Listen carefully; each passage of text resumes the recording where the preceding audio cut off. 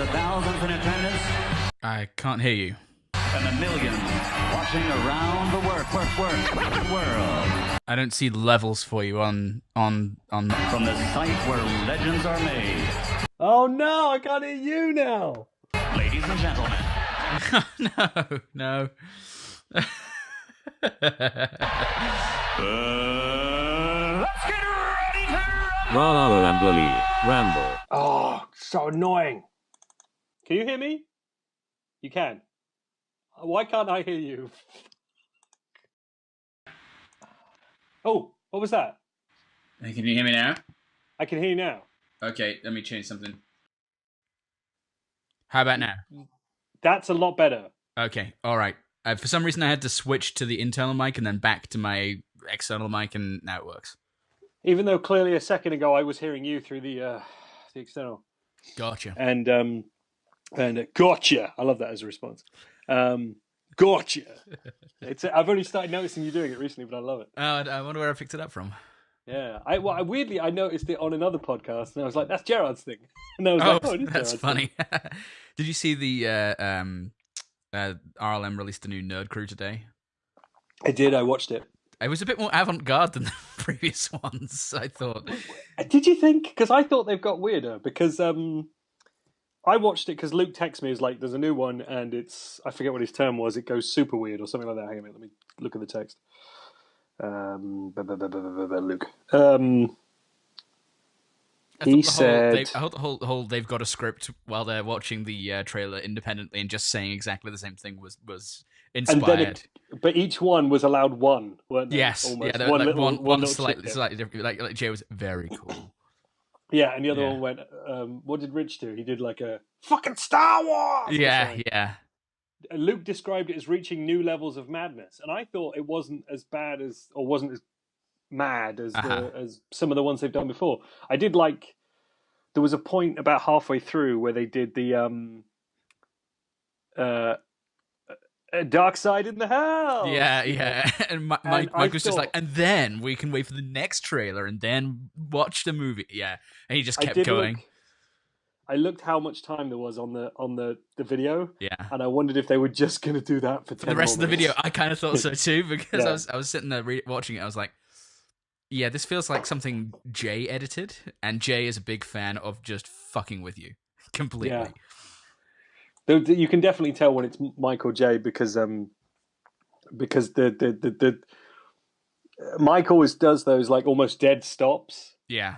In things, and he'll throw up more bits and do little random asides, whereas Jay will just go full tilt madness on you. It's true. Yeah, Jay's definitely got more of the kind of fucked up. Yeah.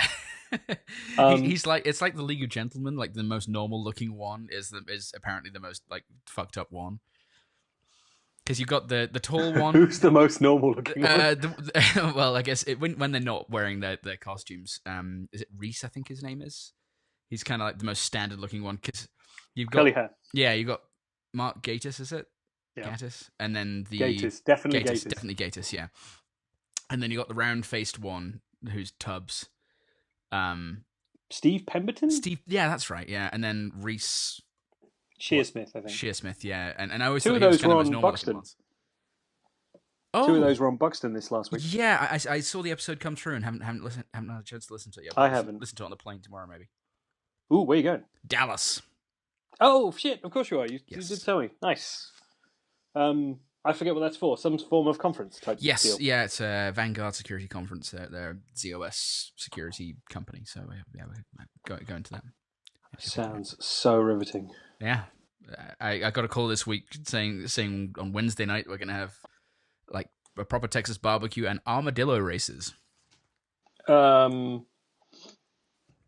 Don't know how I feel about that. I'm hoping I don't have to ride the armadillo. I hope you do. And if you do, you send me a picture of that. Okay. As always, if you come across a Dallas Stars hockey shirt, you pick that up for me. Will do. Usual rules apply. Anytime you go to someone with an NHL team, Yeah. pick it up. I Okay. want one thing for all of them. That's what I'm going for. All right, sounds good. So what else are we talking about? I just ramble. I was thinking. Did you see it? I did a while back, but A while back. if you can lead on it, I can try and remember it. Okay. We can kind of do half remembered it then, because it's about, when did I go and see it? I think I went to see it on Monday. So, but I saw Kingsman 2 in the meantime. You've seen more movies than I have. I think this is the first week of the year where I haven't seen a single film. Really? Huh. Yeah. Have you seen either of the Kingsman films? No, Okay. the first one was actually a bit of a watershed for me because I saw the trailer so much. Mm-hmm. I think it came out in January or whatever year it came out. Yeah, and 14, I think. I was about to say 2 years ago, let's say, or something. And it was the first one. It was the beginning of that, like, I don't need to try and see all of them thing. Gotcha. Because I just saw the trailer and I was like, I know what kind of film that's going to be, and I don't know that I can be bothered with it in a month where I was probably busy with everything else. Fair enough, yeah. It was sillier than you'd think. And especially the movie that was most fresh in my mind because we talked about it was Blade Runner. And the contrast between Blade Runner 2049 and Kingsman 2 Golden Circle was stark. I'll bet. How was it? Because I've heard it's not quite as good as the first. I haven't seen the first. I mean, I never. Right. I kind of wanted to see the first, and then just kind of never got round to it. I would like to see the first now just to see how different it is, but it was fine. It was kind of like, it felt like they'd taken the spirit of Roger Moore Bond and kind of thought, let's make this, but kind of an ensemble. So it's like lots of very silly scenes, and yeah, the opening scene kind of had me going, like, folding my arms and going, "This is stupid," kind of in a Transporter 3 type way. I am not the gay. But after that, once there was a moment at the end of the, I don't, spoilers for anyone who cares.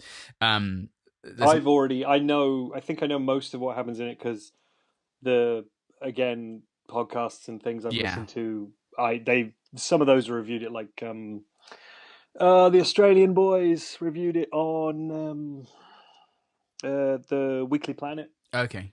And Slash Film did one on it, and I listened to both of them because I didn't really give a crap. My plan is to kind of, because I was thinking about going to see the second one and maybe gunning through the first one on Netflix before I did it. But I just thought, you know what? No, I'll just make it my non-cinema franchise. Oh, fair enough. Yeah, just watch and then it I'll on just see them all at home. Yeah, I can leave them at home. I'm not going to buy them on Blu-ray. No, not buy. No.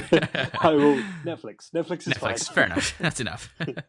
Set to SD Netflix. Okay, fair enough.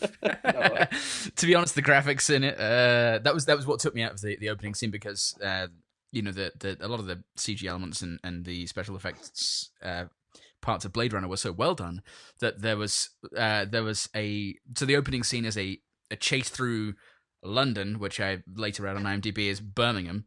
Oh wow, okay. And weirdly, I didn't recognize it. I was like, but Birmingham's changed a lot since I lived there.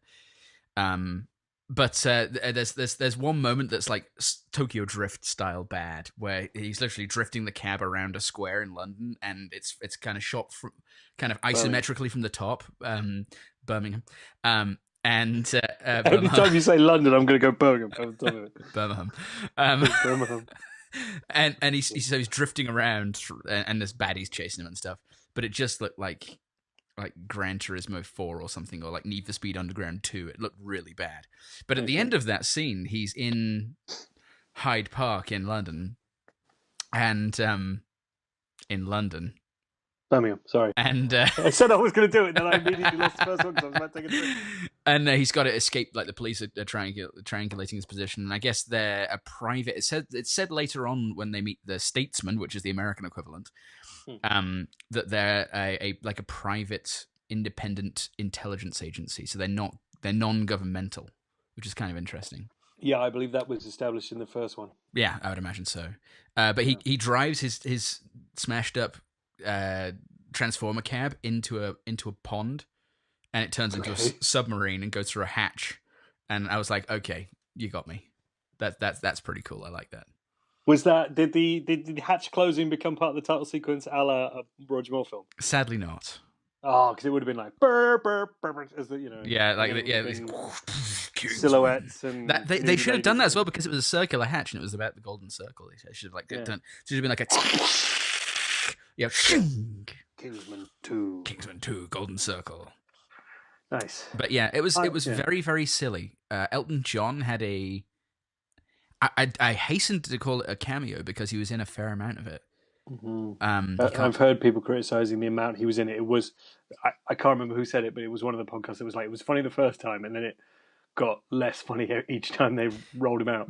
But it totally came around at the end, because at the end, so again, to spoil it a little bit, the lead baddie is a drugs cartel leader, played by Julianne Moore, thank you. And she's like very bubblegum popcorn 1950s, happy-go-lucky, but she's a sociopath. So she releases this virus into the world through her drug supply. And there's 3 stages to it. You get these blue veins, like they call it the blue rash, but it's clearly going along your veins. And then you get paralysis, and then your eyes explode. Oh, shit. So she's at one point when she's talking to the president, behind her she's got cells, and they kind of, it's got frosted glass, and then it turns into clear glass, and you see the different stages. Just wet my headphones. You see the different stages of it, and the final one is Elton John, and he's in like this tiny little cell, and there's another guy, like an orderly type person, a minion, standing in there with him, and after a second, he just kind of he gets given the antidote, and that's like proof that she's got an antidote, and he just starts saying, "Fuck off! Get the fuck out! Get the fuck out! Get the fuck out!" to this orderly, and the orderly's kind of like, and that bit's amazing. But yeah, there's a fight sequence in which an Elton John double kicks a bunch of guards in the face, and it's just kind of stupid. And there's robots, and Keith Allen gets put in a mincer, and then fed to. I don't know why I like that, but yeah. And then fed to another guy as a hamburger. It's really strange and oddly adult for what it is. Like, I was thinking it was going to be a PG-13, but there's lots of fucks. There's a implied fingering scene. Yeah. There was a lot of, or Yeah. at least there was one significant anal sex gag in the first one that Oh, really? had a lot of people turn on it. Huh. And, Interesting. And so it's weird because over the reviews I've heard over here from people Yeah. have really been split between like it's just a bit of fun, or it's misogynist crap. Oh, okay. And there doesn't seem to be too much in between. You know? I'd like to see the first one because it seems like there's more strong female characters in the first one. There's a character called Roxy who we briefly see in a couple of scenes in this one. Yeah, immediately did they call it? I've heard people call it fridged, but I don't know what that means. Is that just a term people use, or is that something that actually happens in the film? It's not if it is a term in the first film, then I missed it. But so a lot of the other Kingsmen from, I guess, the first film get killed within 20 minutes of the start of the film, including Michael Gambon. Yeah, I saw. I don't think he was in the first one, but yeah. Well, he might not? have. Okay. All right. I don't know, but I don't remember seeing him in any of the advertising for it. But yeah, I saw him in the advertising for this one, dying. Yes. You know, when the country house kind of explodes. Yeah. But yeah, it was fine. I'm not sure. It's they're talking. It's heavily implied at the end that there's going to be another one. I don't know how well this one's done and whether it'll justify it. But I can see them as being a bit of runaround fun. I didn't see necessarily much misogyny in it. I suppose that could be argued, but it wasn't something that stood out to me. So no, I think people said this one was lighter than the first, but there was still some bits in it, but I can't remember what bits they were because I haven't seen it. But certainly the lack of like the whatever her name was from the first one, the fact that she's there and then immediately just like, no, we don't need it. Yeah. Some people had to go out, but yeah, I know based off the back of the first one that some people have already sort of turned on the franchise a bit, but it's sort of, I think, without having seen it, I assume because it's written by Jane Goldman, and who's Jonathan Ross's wife. Oh, okay. So I think I know the kind of level they're trying to, they're going for cheeky. Yeah. You know, it's not bawdy. What's that? Bawdy. Yeah. Rather than like, it's not meant to be wildly disrespectful, I would think. No, it doesn't come off that way either. That's interesting you say. I didn't realize she'd written it, but so some of the stuff that dealt with the US felt there was a little tinge, and not enough to kind of make me go, oh, grumble, of I don't want to say ignorance, but kind of bluntness. And that's fine, because I think the British stuff's dealt with a fair amount of bluntness too. They're bumbershoot carrying, suit wearing secret agents with magic glasses. Yeah. But it felt a little bit like the tone that was taken in Iron Skies, just very, very slightly, but not over the top, and it was kind of blunt in that way, and felt a little bit outdated, maybe. Yeah, I could see that. Although with Trump, it might not be so much. Literally, the president, who's played by the same guy who played the president in the National Treasure movies. Can't remember. Yeah, he finds out when he finds out that like the entire drug taking population pretty much has got this disease and they're gonna die. He pretends that he's gonna give in to the demands of this drug cartel leader, but then literally stacks them up in cages in stadiums and waits for them to die, because screw the junkie bastards. Oh, okay. Yeah. Actually, I think someone said this was a part of one of the longer reviews about how both films' stance on its central issues like that was surprisingly hard line. Like about the drugs in this one. Yeah. And I forget what the equivalent was in the first one, but someone said about that. But there's a booze element to it, because did the Statesman make whiskey or something? Yeah, Statesman is like a whiskey. It's kind of Jack Daniels type company. Right. The booze was okay. Drugs were definitely bad, and whatever the thing in the first one was definitely bad. Like its stance on those things was pretty much, it was very sort of hard line. So that would make sense if it was just like, yeah, if they're on drugs, then fuck them kind of thing. Which is an interesting way of doing it. I don't know. I will see it, and no doubt we'll talk more, and you'll forget it. What ever happened in it, and I'll be like, yeah, I'll try and remind you. There was but there was a voice of reason in it. The one of the members of the president's cabinet. So you see like the president in the Oval Office, and there's a guy in a military uniform who's like chief. Joint Chiefs of Staff or something like that, and he's all like, "Yes, Mr. President, whatever, Mr. President," and kind of brown noser. And then there's a woman who is one of his chief of staff or something. I don't think it's ever actually said what she is, but she's the dissenting voice. She's like, show some compassion and that sort of thing. And then it was kind of clear that in a later scene she then starts getting the blue rash, and then she gets put in there. And then her eyes pop, and yeah. I think they save her in the end, but yeah, it was fine. How did you end up going to see it? After the gym, just kind of wanted to go and see a movie, so went to see that. And, fair enough. Yeah, I hadn't been to the Cinemark since they refurbished it. The one the one we went to see Godzilla in. No, this the one over by you. Yeah, the one over by me. So there's in front of the other one. In front of the AMC, yeah, that one. They to compete with AMC, who refurbed and did all the luxury recliner thing. They did the same thing. So they're all luxury recliners now. And actually, I've never been to that AMC, have I? Thinking about it. That Cinemark. Have I been to the AMC? You've been to the AMC, I'm sure. Yeah. I can't remember, because we went to see the two films that we have or will review on this. Elsewhere. No spoilers. Elsewhere. We went to see that at the Megaplex. God damn, so many cinemas near you. Yeah. Yeah, there really are. I was going to go and see Victoria and Abdul on the drive back last night, but I got about halfway back and I was just tired, and I just thought, fuck it. Fair enough. And I had, my boot was full of slightly expensive crap. And I imagine you wearing a boot and it was like full of slime or like water. My boot was full of water, and I just thought, I'm just going to go home. No, I was going to go to the one by your grandmama. Oh yeah, the Choke it. It's no, an Empire. That's it, Empire. Yeah. And they had a screen that was about the right time as I would have been driving by.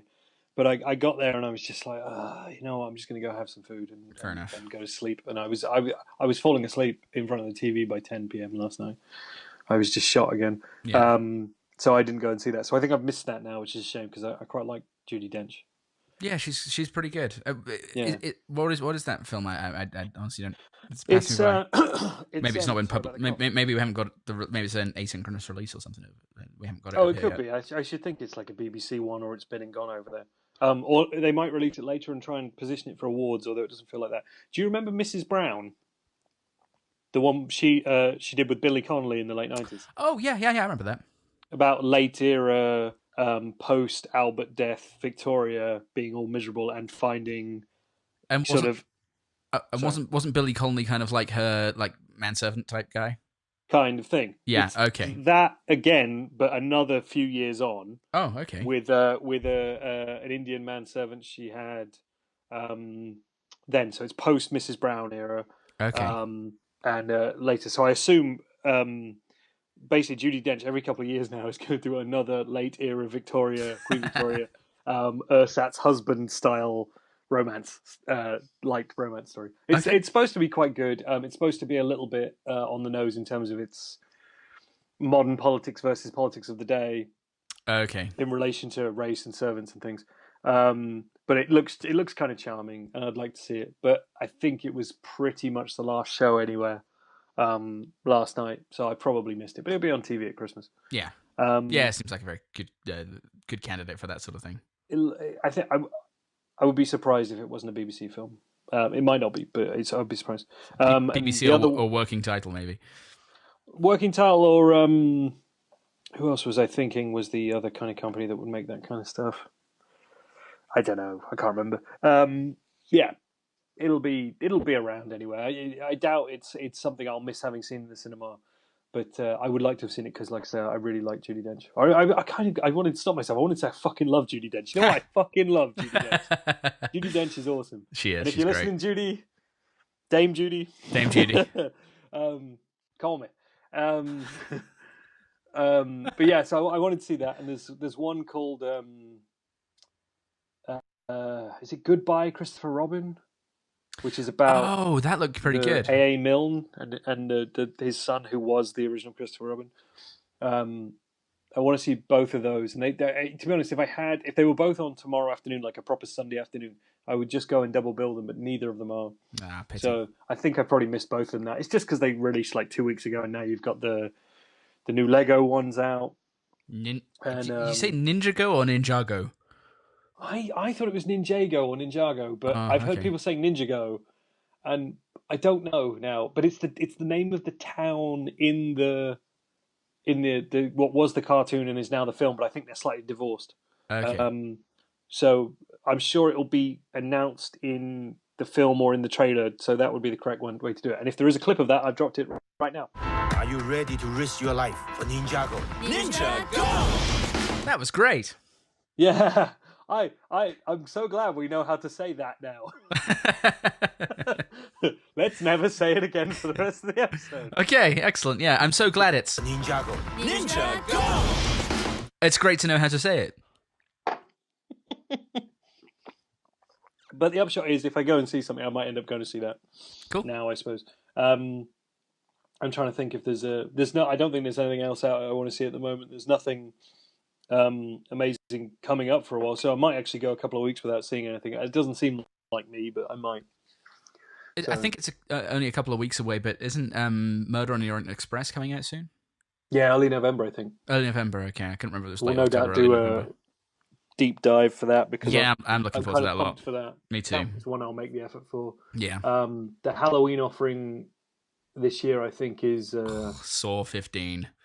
Well, that new ones, but the last 5 or more years, actually, most cinemas bring back a classic. But this year, I think it's The Shining. So, okay. And I saw that this time last year, so I might go and see it again, but I probably won't. I quite like that trend, to be honest. It's not doesn't seem to be happening quite as much over here, but still to a certain extent. Like we got the Wrath of Khan, which I missed. Oh yeah. It's this Fathom Events. We're not sponsored by them, but they've been doing it for a few years now. Because I remember back in when I first moved to going to see Top Gun, because I'd never seen it on the big screen. Nice. Yeah, but it's I kind of like the whole let's show stuff, and I suppose it's easier now that it's digital, you know. Yeah. You don't have to find a print that survived or that's in sufficient condition that you don't want to ruin by running it through a projector. Yeah. Although some of the ones when I was in London last year, some of the old ones I saw were, like the version of the fog I saw was predominantly magenta. Oh, really? Because it was an old print. Cool. But it was so awesome to see it. But the print looked like shit. No. And I think it was paired with. I think that was the night. I think me and Emma went. Saw The Thing and The Fog in the same night. Oh, and cool. I think The Fog was a pristine digital print. And then, no, sorry, the Thing was a pristine digital print, and then The Fog was magenta as fuck. So, nice. I'd love to see The Thing on the big screen. I've only ever seen that on home media. Have you not? Okay, I think I've seen it a couple of times now. Actually, it's worth seeing. Big. Some of the big scale shots, and then the tightness of McMurdo bass, and just the tension. Oh yeah, that'd be great. Yeah, it was. That one was dope in the cinema. The Fog, I have a great affection for. To be honest, I'm slowly coming around to the idea that it's my favorite of his, even if it's not the best. Oh, interesting.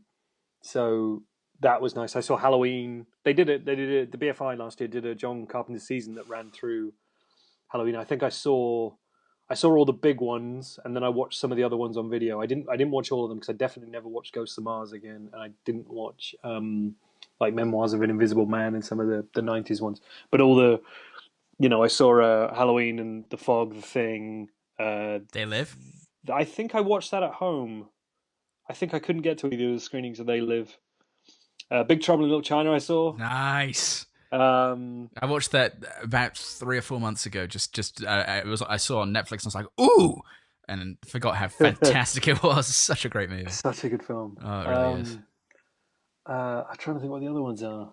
And then I managed to get to see him in concert as well because he was over here playing a couple of gigs of his music, which is worth, if you get the chance, anybody listening, if he's playing near you, go and see it because he does a hell of a show, really. I mean, it's just nice to see him up there kind of boogieing as well. And he's got this whole lot, and they play clips from the films, and he does like little George Akin bits, and then they just do all the big light and production and stuff. And and I stage doored him afterwards as well with a few people. Nice. So I've actually shaken the man's hand and got a very cold old man looking like he didn't want to be there. So, but hey, you only get one shot for these things. So exactly. Yeah. Oh, Prince of Darkness. I saw Prince of Darkness projected from an old print, which is one up until recently, you might be able to get it now, but you couldn't get on video. Oh, really?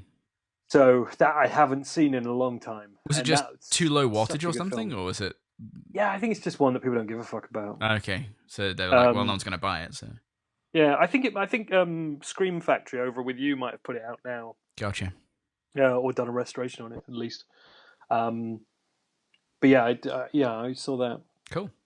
I know. I was glad I did because I've always kind of liked that one, but it's just one of those ones that always used to be on television, and really? I think I only ever saw it on television. So, gotcha. Was there different cuts, or could you not remember? No, I should think there's only one cut of that. To be honest, Okay. It's like 93 or 94 because no one's throwing money at Carpenter by this point to. No, to I mean, for TV versus cinematic. No, I think it's more eerie than gory. So I would think, on the whole, most of what's in there would get a pass. Gotcha. So no, I don't remember anything being wildly cut from it. Like I forget when it was, but me and Jay. Oh no, we did the Indiana Jones day. Me and Jay did, and there was a shot in Temple of Doom that we didn't remember, and it must have been because it was always cut on TV, and when you watch them on DVD, you don't really pay that much attention. But there was a shot of the Calimar shot today. Sure. There's literally a shot of like the hand going in and pulling out a beating heart. Oh, really? Wow. And we were like, we do not remember that bit. No, I remember it all being like faces, back and forth. Yeah. Okay, interesting. Protect your heart and all that sort of stuff. But yeah, I was surprised by that. But no, I don't remember there being any significant edits because it would have been the kind of film that was on, later on at night anyway. Sure. So. Yeah. Okay. Fair enough. But no, yeah, I watched The Fog again recently, and actually I've got to start my little Halloween cavalcade of horror at some point. I'll program myself a little feature a night or half a feature a night, depending on how busy I am. Nice. For the last couple of weeks of October, so I can have a little horror film festival. But I don't know what I'm going to watch. Got any suggestions?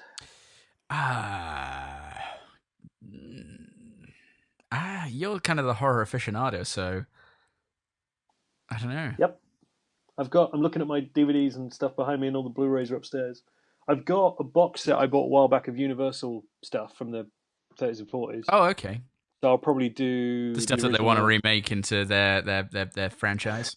Which there was a news thing about that either this week or last, where Bill Condon, who's doing Bride of Frankenstein, which was supposed to be the next one, they're saying, I forget what the quote was, but it was something like, it needs more time, and they're not going to make their release date of 2018, and it was just going to be like, it just felt like we're just going to string this along until we can quietly cancel it. So, pretend it's in development hell until people forget about it. Yeah, or I think Angelina Jolie's attached to it, so until she's got another project that she's too busy to do it, and then they have to be like, oh well, we can't do it now. Oh yeah. She was the only choice, but so I should think the Dark Universe thing is probably that's it. Yeah.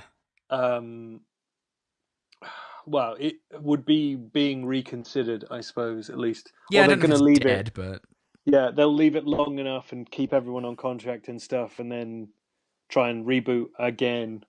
Yeah, with Bride of Frankenstein, or which were the other ones they were going to do? Invisible Man, yeah, which was Johnny Depp, wasn't it? And which one was Javier Bardem going to be in, or was he? Maybe he was going to be Frankenstein. I don't recall.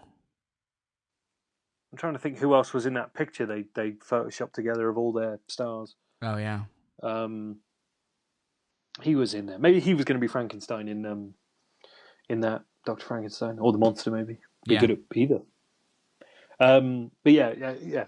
So I don't know, but I should think it's quietly dead, or they'll wait and reboot it again, and which will be the third time round, I suppose, won't it? Because Dracula Untold was supposed to be the beginning, and then they decided to, push that out to sea, and then The Mummy was, or probably is still the worst film I saw this year, I think. I didn't see it, but yeah, it looks terrible. It's terrible is probably too strong a word. It's just really boring. Oh, really? It's just like nothing. It's just nothing. Nothing really adds up. Nothing stacks together. It's just like there's not a single creative choice in it that makes sense, unless it was all trying to rescue it. Yeah. To be honest, I mean, there's so much bad decision making on show, and then there's just whole stages of it that shouldn't have been boring, but they just kind of were. And man, that's so annoying. Even down to the fact that they did, like, on set, based on the trailer, on set they didn't bother doing some makeup on people, like any form of prosthetic or anything else, because maybe they hadn't decided how much they were going to do yet. But then in the film, there's bits where they've kind of like they'll have done like a CGI mouthpiece missing like to zombify a guy or give him a milky eye or whatever, but it's all in the computer. Like on in the trailer, it was just a man. And then in the film, he's got it looks like he's got the fucking zombie app, Oh yeah. It's like a Snapchat filter. Good. It is. It's not good. Some of it is really bad. Oh, and that sucks. It's a shame because it's not. It's got some good bits in it. What's her face, who was in Kingsman 1, Sophia Boutella, isn't bad as a mummy, and her story of kind of this tricked kind of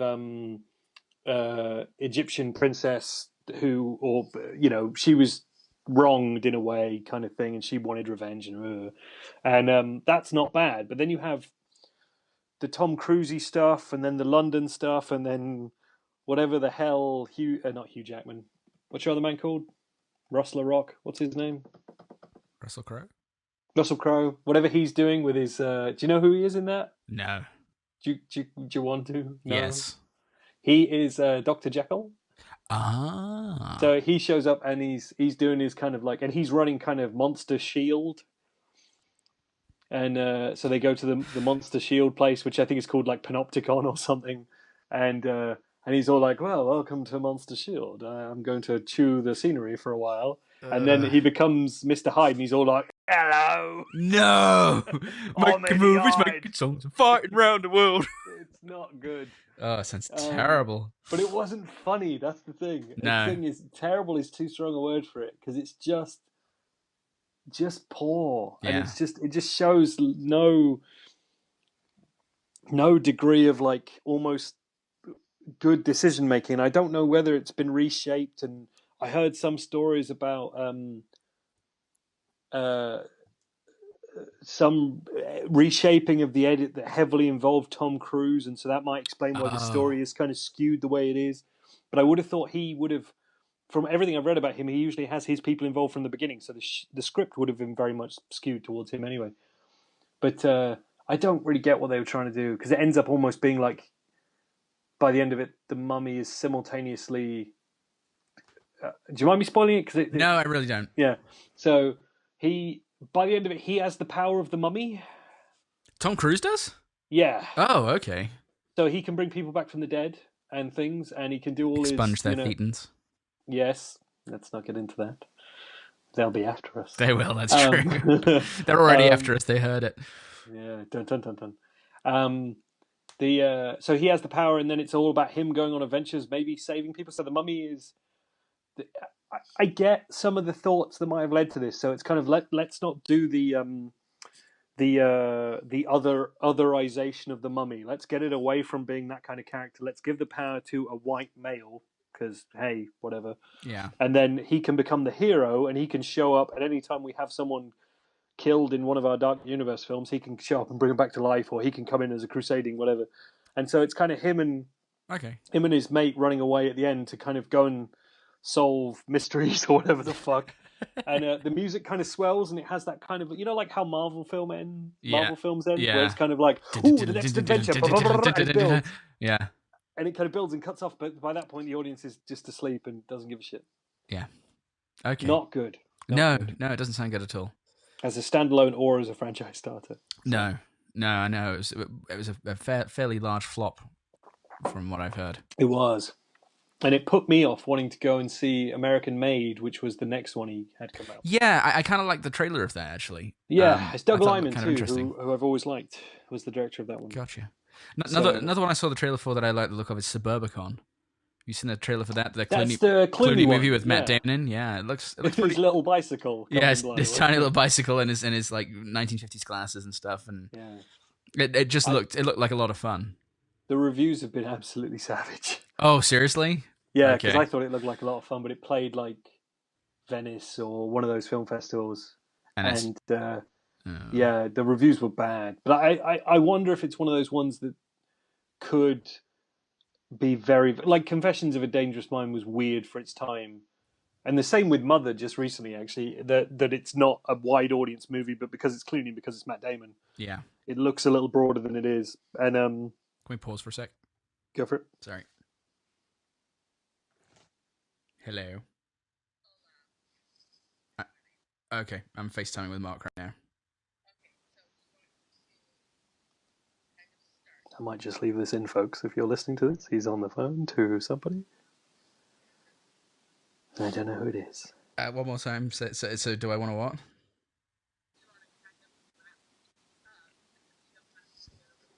I think he can hear me too. I'm putting him off. That sounds good. Let's do that. Okay. I probably will edit this. All right. Okay. I'll see you in about 10 minutes then. Bye. Bye. I would say we've got about 10 minutes, folks. We've got about 10 minutes, folks.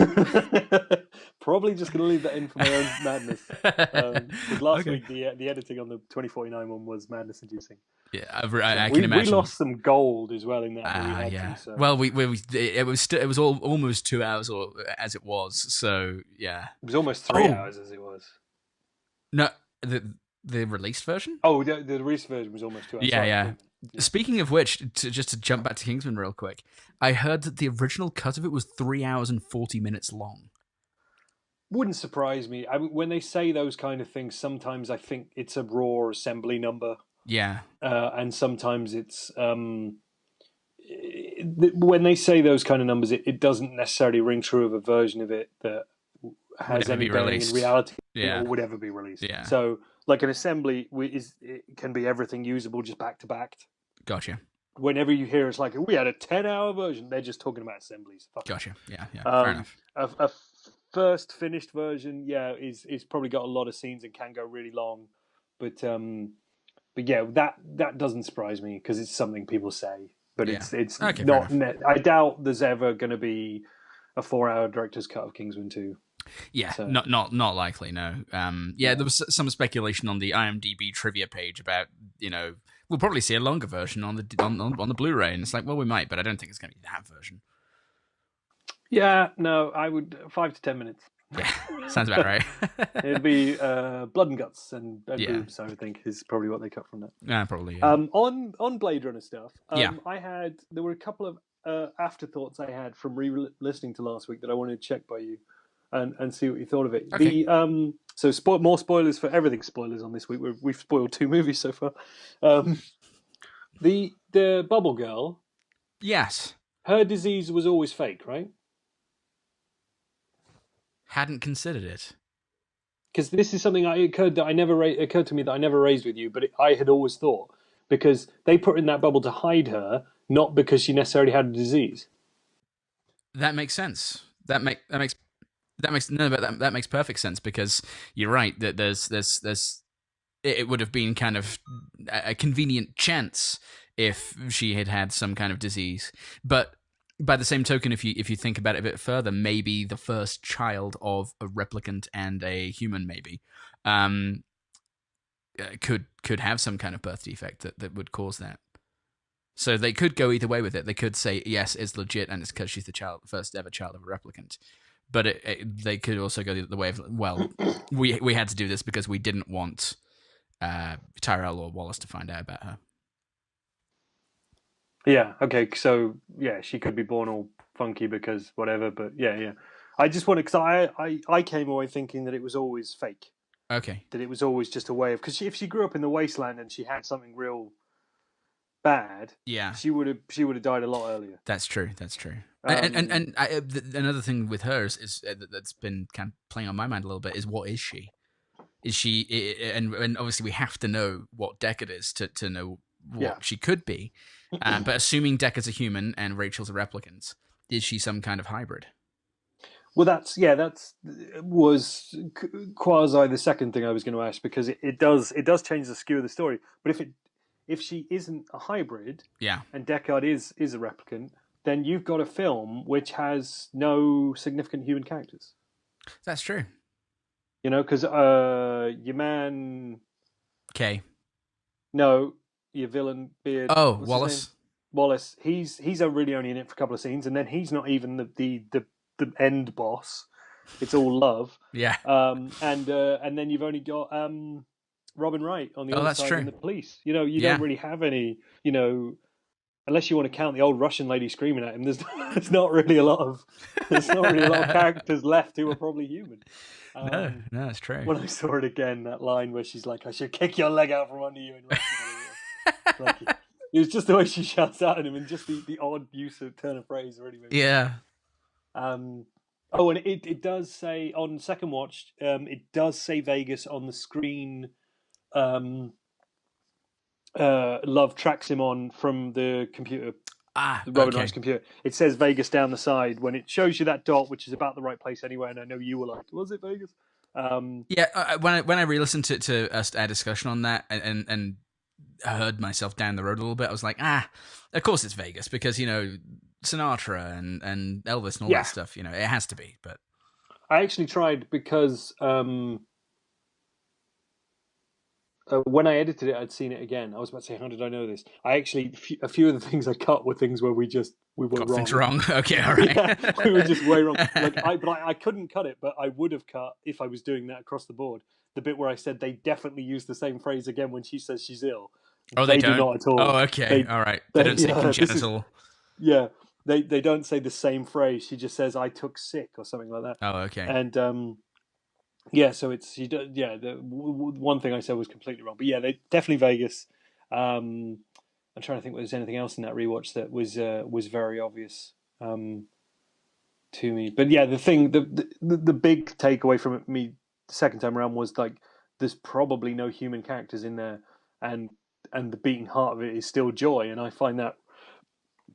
Pardon me. If you think about it, that's quite bold. It is.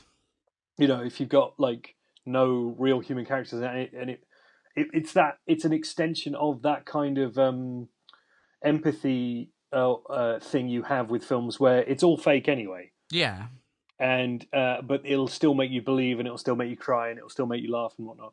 Whereas this takes it a step further, where we're already saying these aren't even humans, and Right. like you still like them, which I think some of the people who've taken against it in certain ways, saying it didn't have anything like that, is like, what if that's the point? Yeah, Like absolutely. the fact that I responded to the fact that it's kind of cold is probably because they're all fucking robots or whatever. Yeah, Like, exactly. Come on, they're not human. That's why it doesn't have it. But it still makes you believe in them. Yeah, it's true. And it's interesting because I've been trying to gauge people's responses to it, and I haven't spoken to many people who've seen it, unfortunately. Okay. The one guy at work, I think, is probably going to see it this weekend, hopefully. But I did hear someone refer to it as expected, and I'm like, well, okay, that's kind of the point of Blade Runner. From my perspective, referring to it as in a reference to South Park, that it sniffs its own farts a little bit, which I think is probably a really good description. And it's like my response to that in my head was yes, and I'm kind of okay with it in this situation. Is that a kind of a smug? Yeah, it's the smug alert one. It's that episode yeah. where they're in San Francisco and they've got like champagne flutes and they fart into them and sniff their own farts. It's and it does. I mean, it lives into what it is, and it is a slow, pretentious, atmospheric, cerebral, maybe sci-fi film. And that we can talk for 3 hours about, and probably could talk longer. Yeah, and no one else is going to see by the box office. So. Sadly true.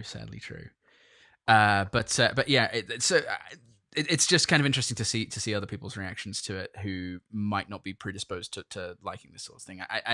I hasten to I've never referred to myself as a cinephile, but I think in this respect, this is kind of one element of cinephilia that I've caught.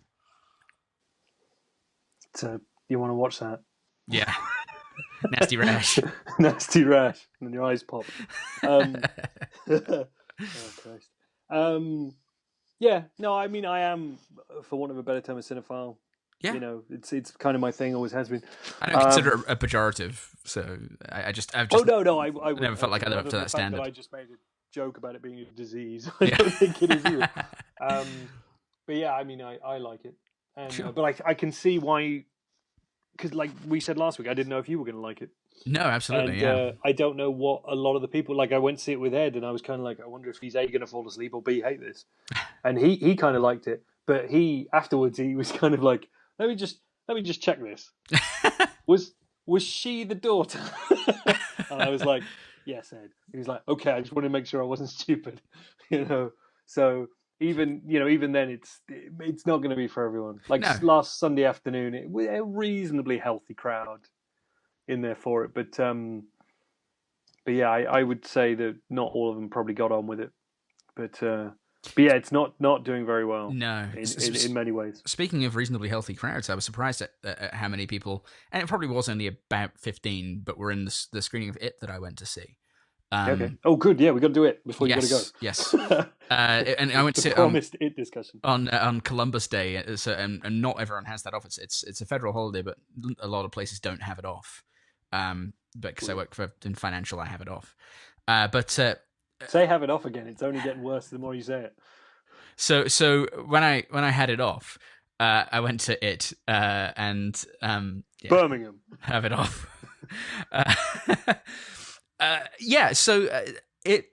My summary of It was, it would have been a really nice film about kids coming of age in the 80s if they hadn't put all that clown shit in it. Mm-hmm. I found the horror elements laughable. Literally, I laughed out loud numerous times when I was supposed to be scared. And there was maybe one or two moments that were a little bit creepy. But for the vast majority of it, I found that the supposedly scary stuff humorous, and I found the relationship stuff with the kids quite compelling. Yeah, same. Obviously, I mean, it's both the originally is both an influence on, and the remake is a result of Stranger Things. Yes. And it would occasionally remind me of Stranger Things, especially because you've got the one kid in there. but I didn't feel it did as much character-wise as that did. And when with the main characters, I felt like it either needed to be like 20 minutes shorter and push a lot of the kids' stuff into the subtext, or it needed to be like a little bit longer and have more explanation. I thought the best three kids were the ones that they didn't almost languish time on. Is languish the right word? Anyway, the ones they did leave it in the subtext. So the black kid and the girl and the fat kid, for want of less. Yeah. Over the top terms, were the best ones. I thought they had the best stories, whereas the main four, it was kind of like, was it 4 or 5? I'm struggling to think now. It was 4, wasn't it? So you got the kid who loses his brother. You got the kid with the John Waters' mother. You've got the Jewish kid. Yep. You've got the kid who talks about like vaginas and fucking your mom a bunch. Yeah, from Stranger Things. And I think that's it. I think it's 4. I think it's 4 main kids, 4. and then you've got 3 peripherals. Yes, indeed. Is this you needing to go? Hello. 2 minutes. Yeah. 2 minutes. 2 minutes. 2 minutes. Okay. Start the countdown. Okay, we just started it. Let's do 2 minutes on it. 2 minutes. Yeah. So, but I thought the best kids were the girl and the girl, black kid and the fat kid. Yeah, I thought they just had the best arcs, and it pushed all their fears and stuff just to the periphery, so they became almost archetypes rather than having these kind of slightly poorly told, over the top stories like, oh look, he's afraid of the leper, and for some reason he hates the painting, which was never really explained. And because it's creepy, I think was all we were supposed to think. I just thought it was meant to be more than that, because it had the flute thing, and I don't know. It just felt like there needed to be the more of it, or a chunk less of it. Like it either needs to be 90 minutes and just race through all that stuff, or it needed another half an hour just to really delve into it. Yeah. And so because of that, I preferred the peripheral kids. Yeah, well, they had the most interesting stories. You're right, because like the one kid who lost his parents in a fire when he was young, and then the abusive father of Bev, and did we ever even meet? I don't think we ever even met the fat kid's parents, did we? They sneak into his house, don't they? Sneak past someone at some point when he's got they go into his room and he's got all the newspaper bits up. Oh yeah, I think you're right. Yeah, I think there might be a little bit of a hint of like a grandmother or something in that. But I mean, I think if it had been, if they hadn't had the kind of the paranormal, creepy elements in it, Stephen King elements in it, and it had just been a kind of story about them dealing with their personal lives and forming friendships around the bully, maybe, who was ridiculous. I thought the mullet bully guy who ends up, a murderer at the end. I thought it could have been I thought that could have been a really interesting Super 8 Stand By Me kind of period summer movie. Yeah, it wouldn't be it though, would it? Without those no, things. The problem for me was every time they stopped it for that, they over-egged it. So you had all this nice, real environment, dappled light through trees, kind of town stuff, and then anytime they stopped for an over-art directed scare bit, you knew about it because it was like overly done scary house or overly done set of this. Well, yeah, like creepy sewer. Yeah, and then the CGI would start into it, and he'd have his eye going like, Mm-hmm. 2 minutes. And it was all just overblown. It was. It was. And then it came up chapter 2 at the end, and I audibly groaned. Yeah. I audibly groaned several times in that movie. Oh dear. It was just oh, really? It was another one I found slightly boring, but I get why people love it, and I get why it's making audiences go like, ugh, but there was no real scares in it for me. No. Which is a shame, because you know me, I'm one of my biggest things is clowns. I don't know why it is, it just is. Right, yeah. So people were joking about not going to see it because of that, and I went to see it anyway, and you know what? It didn't fucking scare me because it wasn't scary. Right. I think that is a great summary of the movie. Didn't fucking scare me because it wasn't scary. Absolutely, right. Yeah. So next time I will tell you what my greatest problem with it was, because there's one tiny bit in one corner of one scene that bothered the fuck out of me. Oh, look at you teasing. Yeah, well, this is it. You'll have to come back next week to find out that. All right. Right, leave it there, sir. Yep, leave it there. Okay, thanks for listening. It's good to see you. Good to see you too. Thanks for listening, folks. All right. Next week. I love you, bye! Love you, bye! Adam Buxton, no. Right. Sorry, Adam. Very cool. Right. Very cool. Birmingham! Edit! RedLetterMedia Ramble.